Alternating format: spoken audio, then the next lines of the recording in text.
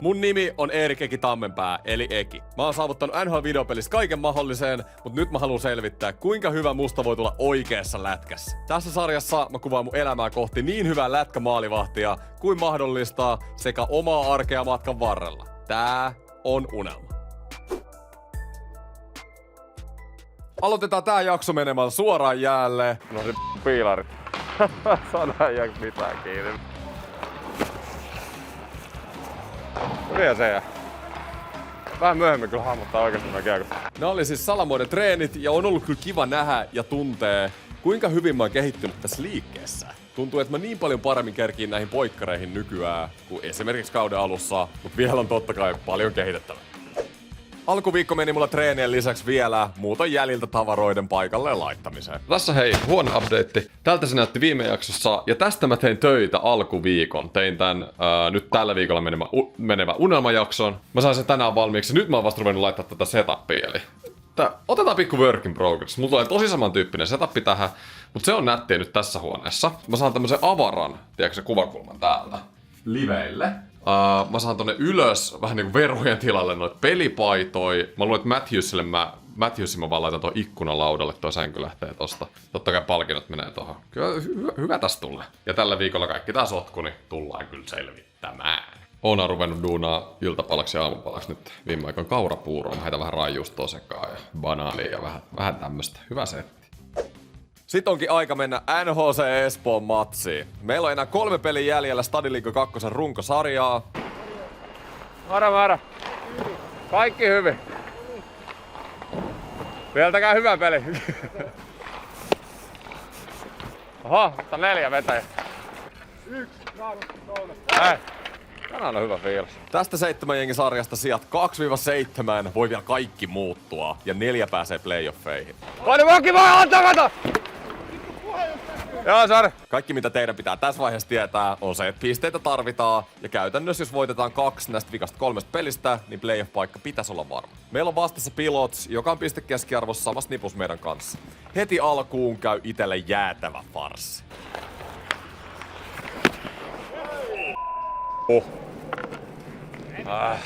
Se oli mun. Oliko kauden helpoin, mikä on mennyt itelle? Mun mielestä oli, mut käydään tää läpi. Viivaan tuli kiekko, varastin jo valmiiksi vähän takikselle, koska siellä äijä suht auki. Luen, että veto lähtee, ja näen sen siis koko aika. Venaan kuitenkin, että tuleeks joku ohjuri tai pomppukiekko. Lopulta kiekko menee jäitä pitkin kaikkien ohi ja menin 10 liian myöhään jäihin. Klassisen yliajattelun piikkiin meni toi maali. Fakta on, että toi pitäisi 100/100 jäädä. Haluaisin sanoa, että näitä sattuu, mutta ei sais sattua. Oli miten oli, veskarina nää pitää nollaa ja mennä eteenpäin. Toi jos jää päähän liikaa harmittaa, niin koko peli pilalla. Pilotsin ekan maalin jälkeen kuitenkin rupes koppi tarttuu, mutta huomasin nyt vasta editissä, että ylipelaan taas vähän noit tolppia ja jossain tilanteessa on liian ulkona maalista. Mä puhuin tästä siis paljon ennen kuin tää sarja edes alkoi tuossa viime vuoden loppupuolella. Mä oon mun mielestä hyvin päässyt tästä vähän liian aggressiivisesta pelistä eroon viime aikoina, mutta tässä pelissä jotenkin tuli takaisin. Enkä mä tiedä mistä se johtuu, kun en mä keskittynyt koko asiaa ja se varmaan se probleema olikin. Vaan pitää jaksaa jankuttaa itelle. Pelaa maltilla. Se on selkeästi mun veressä haastaa laukoja vähän liikaa. Ui.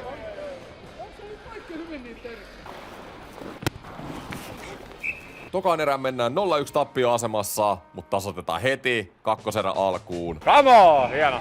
Pari helpompaa seiviä tän jälkeen multa, jonka jälkeen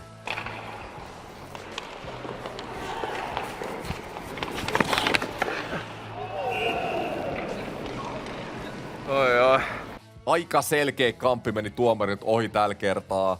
Omalta puolelta Vihu sai feikattua mut rystylle alkuun, mut sain kyllä patia vielä tolpalle. En tiedä minkä raon se kiekko tuolta löys. Seuraava veto.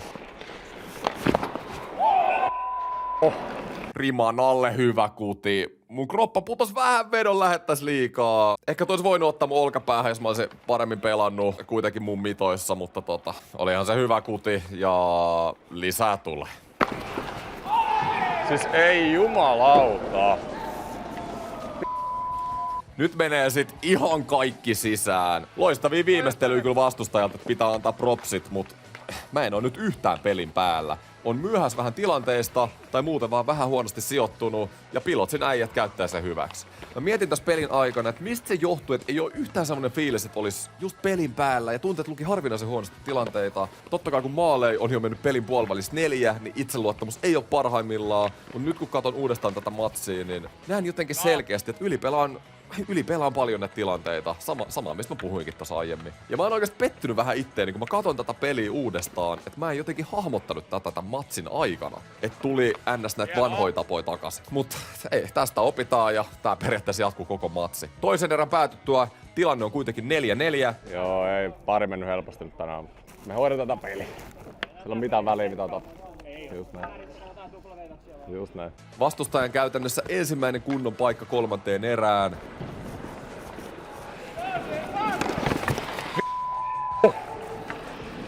Ei jumalauta. Meidän jengi on onneksi mintissä ja tasoitettiin peli saman tien. Come on!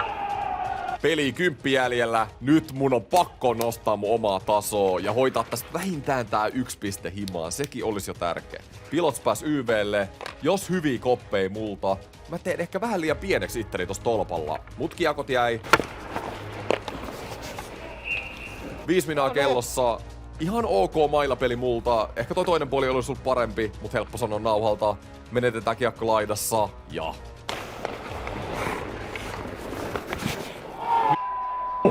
Tosi samanlaisia tilanteita, mitä tossa just tuli AV:lla. Vähän liian pieneksi teen itteni tohon kulmalle ja vihu rankoo ankaralla prosentilla tohon yläkulmaan. Pelin loppu ei saatu enää paikkoja hyökkäyssuuntaan. Mua kohti tuli vielä pari tilannetta, mutta lopulta hävittiin 6-5 ja tää matsi söi miestä. Tuntui, että hävisi jengille tärkeitä pisteitä ja oli mun mielestä kauden heikoin peli. Eikä pelkästään tulokselta, vaan ihan miltä oma tekeminen tuntui ja nyt varsinkin näytti jälkikäteen katsottuna. Mut kertokaa te, mitä mieltä olitte matsista ja vihun maaleista. Tulee hikinen taistelu NHC:n kanssa playoff-paikasta. Ei, tää oli multa ihan paskapeli. Ai että, mulla on paketti mun uutta merchia. Nyt mä unboxaan ekaa kertaa. Mä esittelen teille mun merchit ja sitten näette ihan mun ensireaktiot. Iso kiitos HB Promotionille. Käytännössä tää nyt on HB Promotionin mainos. Mun mainos. Mutta HB Promotionin kautta saatte nykyään mun merchia. Mä jätän linkin deskiin, mistä löydätte nämä valikoimat, mitä näette just nyt. Eli meillä on, mä jätän vaikka tähän, niin mä otan täältä yksitellen.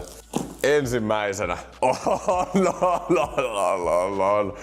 Voittamaton NRS. Moni on kysynyt takaisin. Alkuperäinen voittamaton NRS huppari. Nyt vaan Ekin tilalla lukee easy tosta noin keskellä ja ei oo liila. Mun eka hupparihan oli liila. Kerttukin tuli. Kato, Kertun päälle merchia. Oi, kato, noin.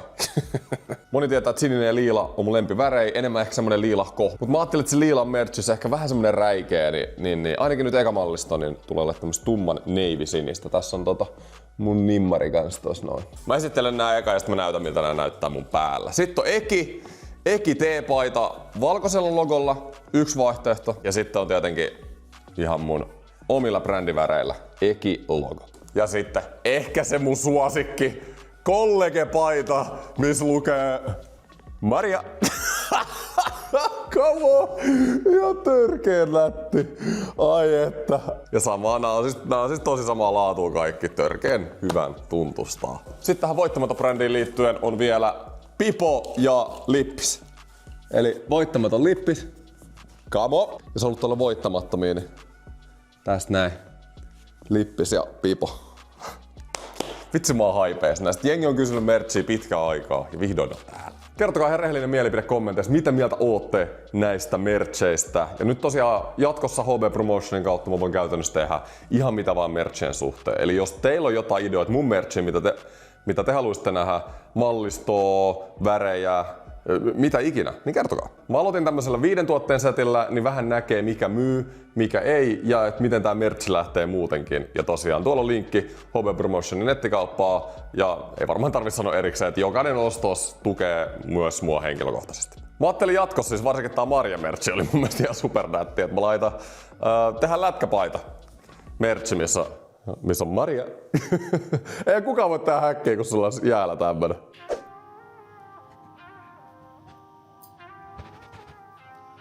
Tänään on ruokana minun tekemää pizzaa, aito italialainen omin pikkukätösin tehty taikina. Aloitin jo eilen tekemään sen.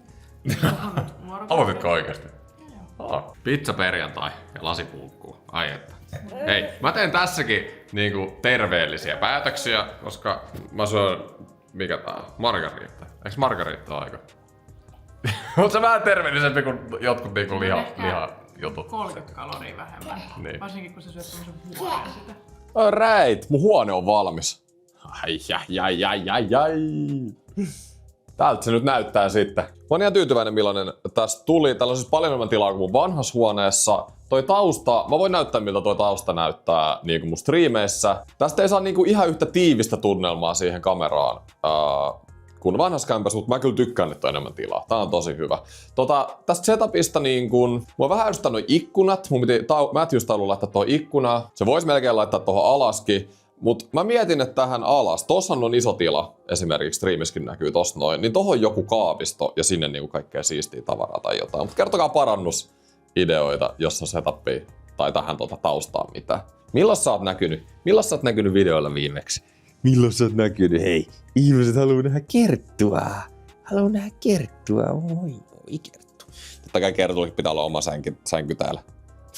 Bulleen vieressä. Mut joo, nyt on siis tosiaan sunnuntai, paljon jäitä ollut tällä viikolla. Mä oon nytkin menossa ihan kohta tonne NHC Espoon treeneihin. Ja eilen mä olin itse asiassa luukulla tuolla kolmosdivarissa Salamoiden kanssa. Oli KHK vastassa, sarja kärki. Me ollaan siis kakkosen iso matchup ja hävittiin 6-5 jatkoajalla.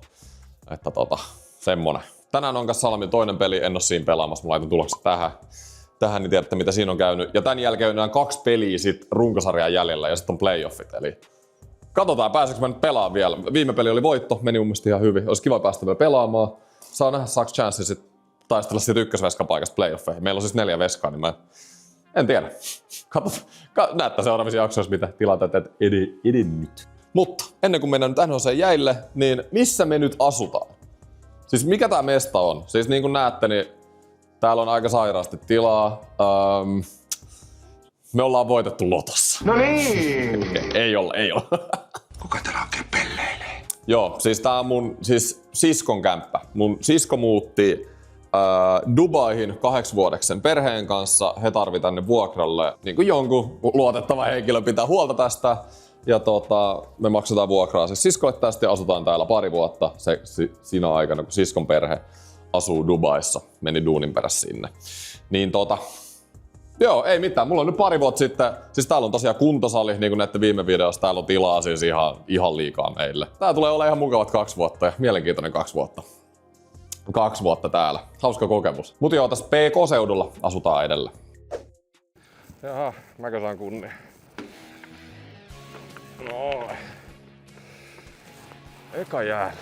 Eikä tonne nyt voi kukaan osu. Ei voi. Alo nyt. Mä haluun näillä jäillä keskittyä 2 juttuun. Siis kädet edessä ja sillä, että ne ei puto kun mä menen jäihin. Just silleen, että niinku ei menisi yläkulmiin tästä läheltä. Ja sit mä oon huomannut, että mun kilpikäsi on välillä vähän huonosti.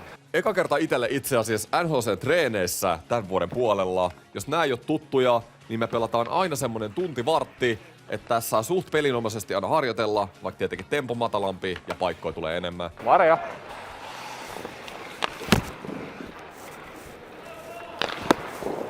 Maria! Mä rupeen antaa peliksi tää mun räpylä. Nyt 1,5 vuoden jälkeen.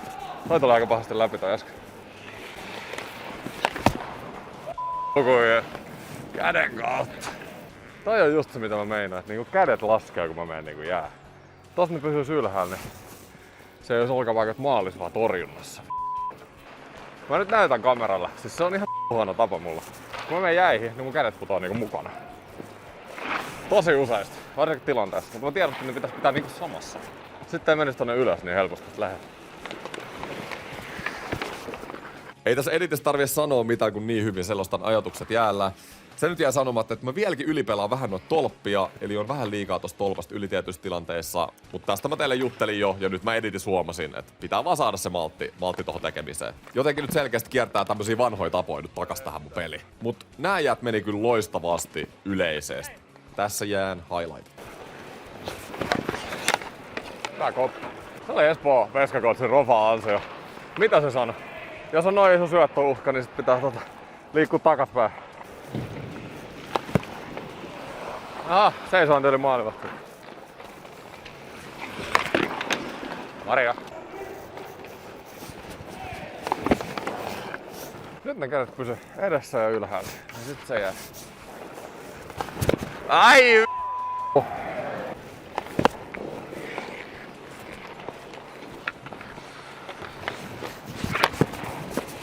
Maria.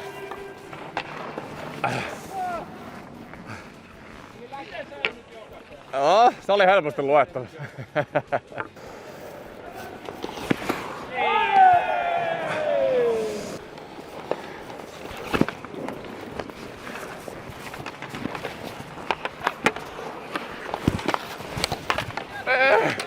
Hienoa!